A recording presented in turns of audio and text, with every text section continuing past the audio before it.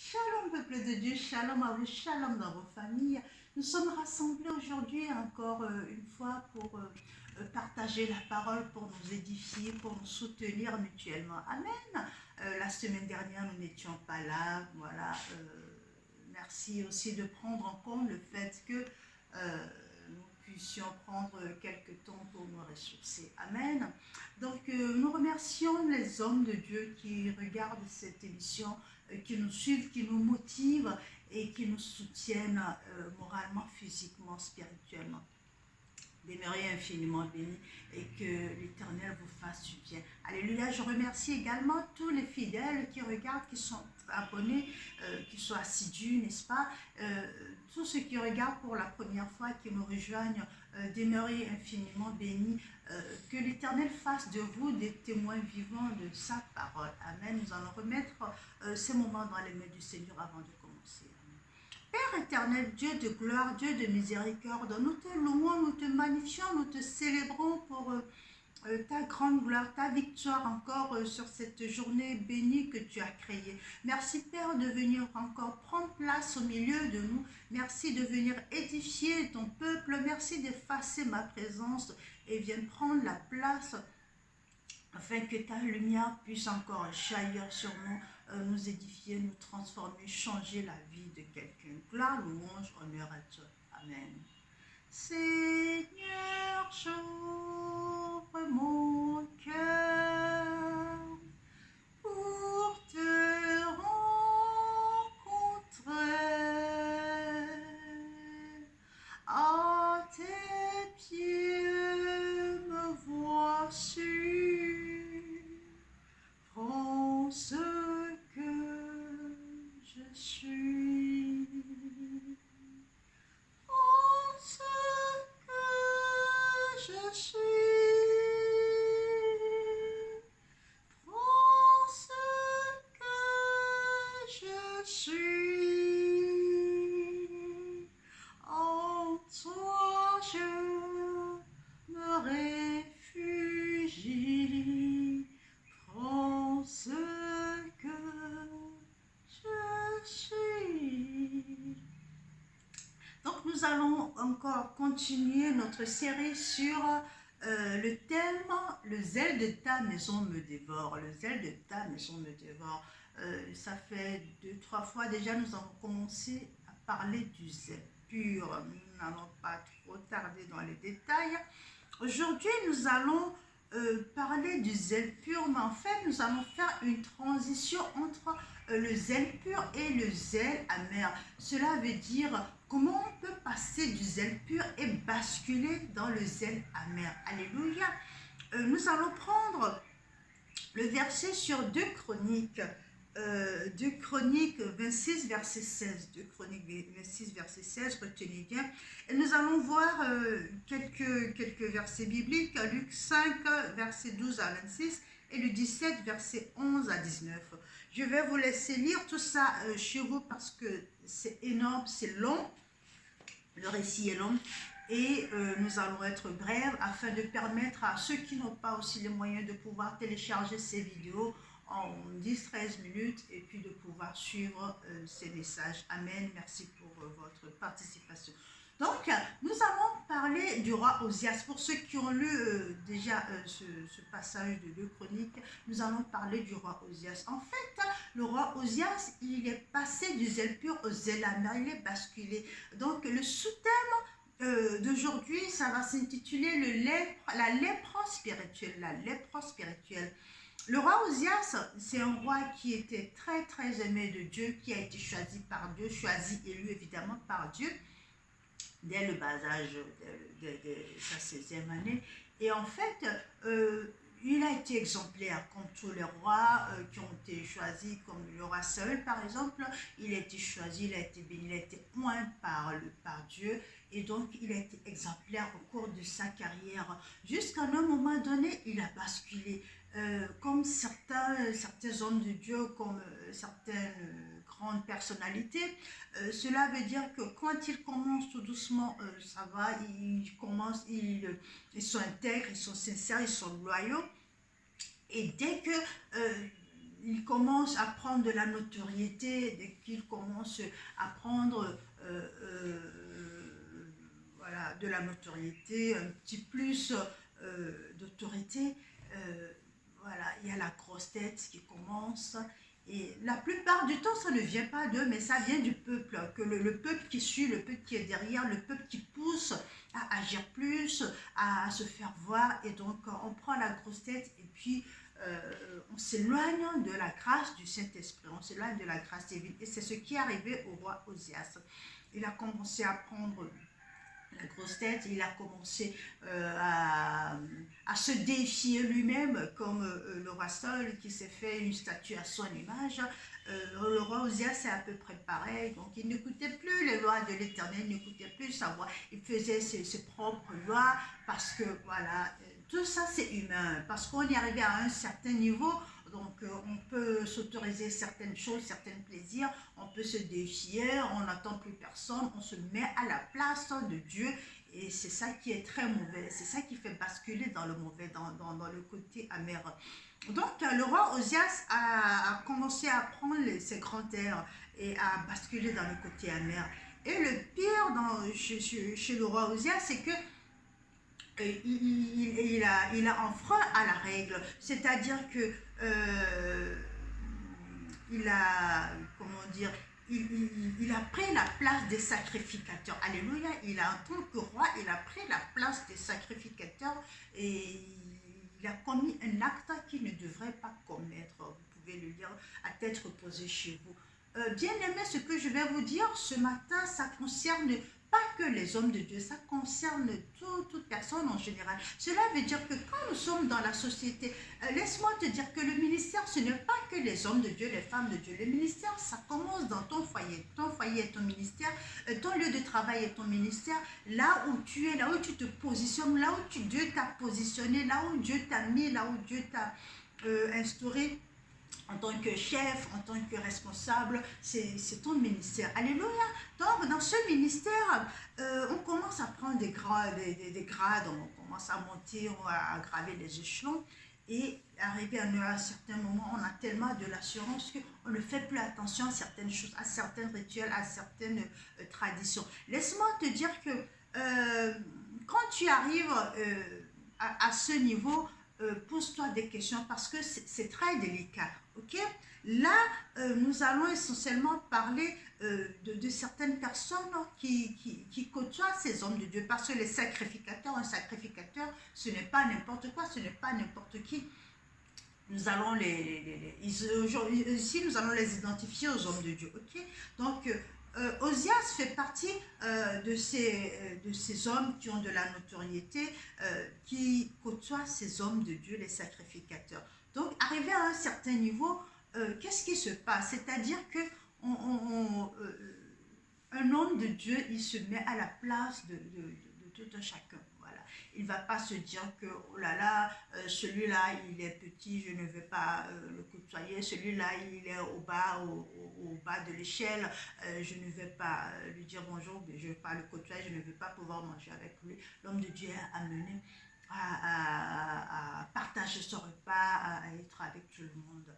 Donc, lorsqu'on arrive à un certain niveau et qu'on côtoie ces hommes de Dieu, cela veut dire on commence à être un peu trop familier avec, voilà, on fait des petits tapes dans le dos, on mange avec, on trouve ça normal, et des fois même on leur parle n'importe comment, et même si eux ils sont blessés, bon la plupart du temps ils ne le disent pas, mais juste un petit bémol, nous devons faire très très attention, parce que l'onction parle, ok?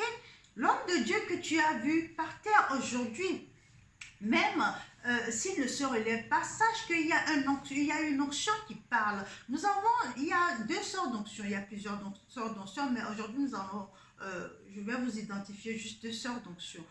Entre parenthèses, nous avons l'onction innée et puis nous avons l'onction acquise. L'onction innée, c'est cette onction que Dieu t'a donnée avant que tu ailles dans le ventre de ta mère. Donc cette onction te suit. Donc l'homme de Dieu qui se retrouve par terre aujourd'hui et que toi tu te moques et tu te permets de raconter n'importe quoi sur cet homme, sur cette personne dans les lieux publics ou sur les réseaux sociaux, sache que l'onction innée, l'onction que Dieu lui a mis, l'onction est encore là, l'onction est partie, non, l'onction n'est pas partie parce qu'il est tombé, l'onction va parler pour lui, et gare à toi parce que la Bible nous dit, ne touchez pas à mes oins, ok? Donc je ferme la parenthèse.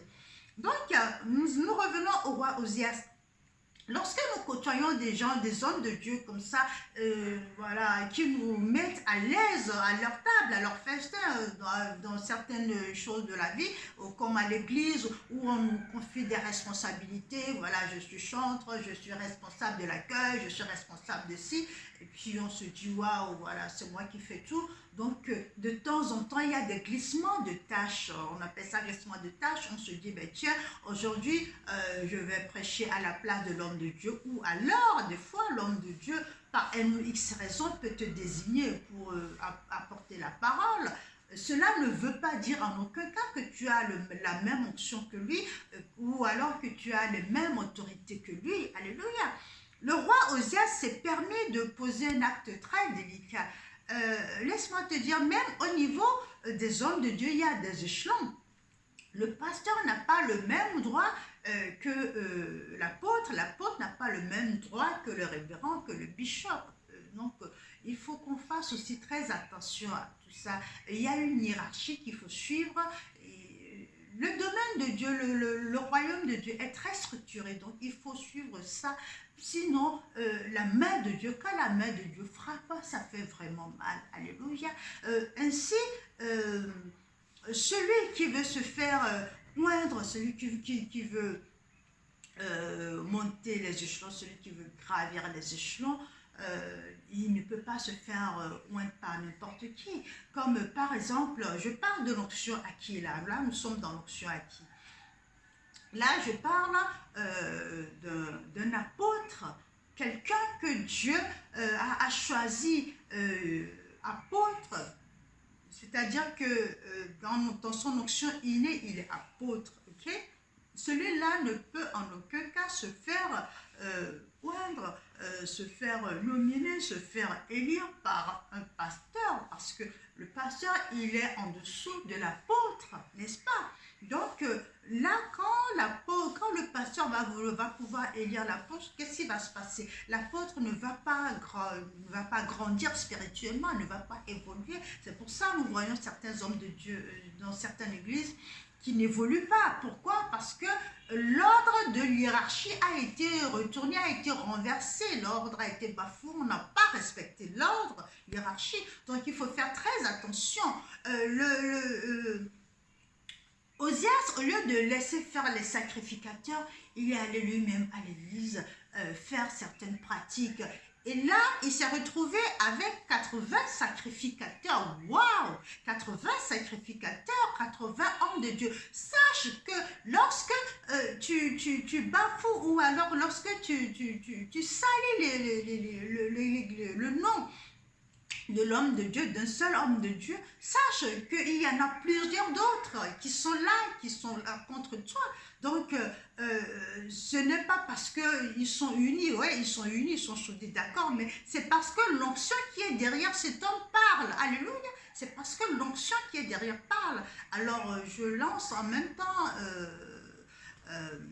une vigilance à certaines personnes qui se permettent de salir le nom des hommes de Dieu. Il arrive que ça tombe, tout le monde peut tomber, mais ne profite pas du fait que cet homme ou cette personne est tombée pour pouvoir prendre tes grands airs, pour raconter n'importe quoi. L'onction parle.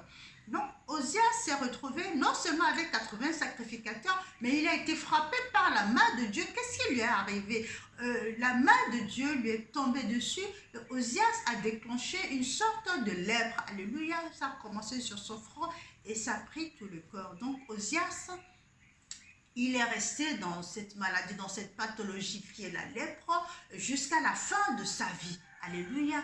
Ainsi, nous verrons dans nos églises, dans nos services, dans notre communauté, dans nos communautés, toutes ces personnes qui ont cette lèpre, alléluia, qui ont cette lèpre parce qu'ils n'ont pas pu suivre l'hiérarchie, parce qu'ils ont touché à un oint, parce qu'ils ont raconté des choses sur un oint, et donc ils ont été touchés, ils ont été frappés par Dieu. Voilà, ils ont été frappés par Dieu. Ils sont tombés dans le zèle amer, ils ont été frappés par Dieu, ce qui fait qu'ils sont tombés dans, dans cette maladie qui est une sorte de punition que Dieu donne. Alléluia.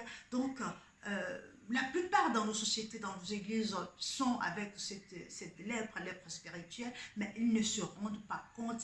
Et ainsi, ils contaminent plusieurs d'autres personnes. C'est pour ça que nous verrons dans notre communauté, il y a une personne qui arrive quelques instants plus tard, ou quelques mois, quelques années plus tard, cette personne part, et il y a plusieurs d'autres qui suivent, parce que voilà, on a entendu que, parce que cette personne n'a pas su se tenir correctement dans les règles de l'art, dans les règles pour pouvoir honorer notre Dieu. Donc il a été frappé par Dieu. Donc forcément, il a eu cette lèpre.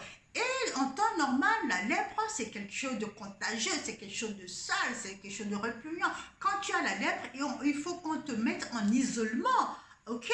Et vu que cette personne n'a pas été identifiée dans nos sociétés, dans nos églises, ces personnes n'ont pas pu être en isolement. Donc, ils ont pu contaminer certaines personnes, ce qui fait que dans nos églises, il y a des fois,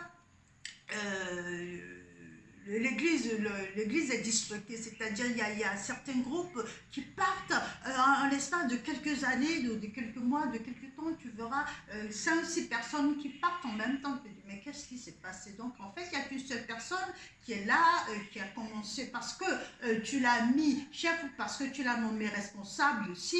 Donc voilà, il s'est pris ses grands airs et puis il a commencé à détrôner, à détourner les autres et puis à renverser l'hierarchie. Faisons très très très attention. C'est vraiment très important ce message. Je ne sais pas là où tu m'entends, je ne sais pas là où tu m'écoutes, je ne sais pas si ce message te concerne, mais sache que ce message, tu dois aussi le partager à d'autres personnes, parce que je ne sais pas ce que tu vis, mais ce message peut te faire du bien en l'écoutant, le réécoutant. Partage-le et ça pourra faire du bien à quelqu'un.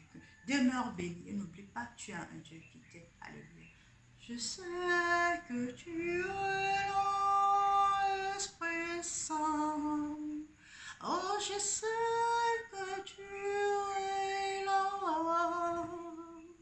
Je sais que tu es là, Esprit Saint.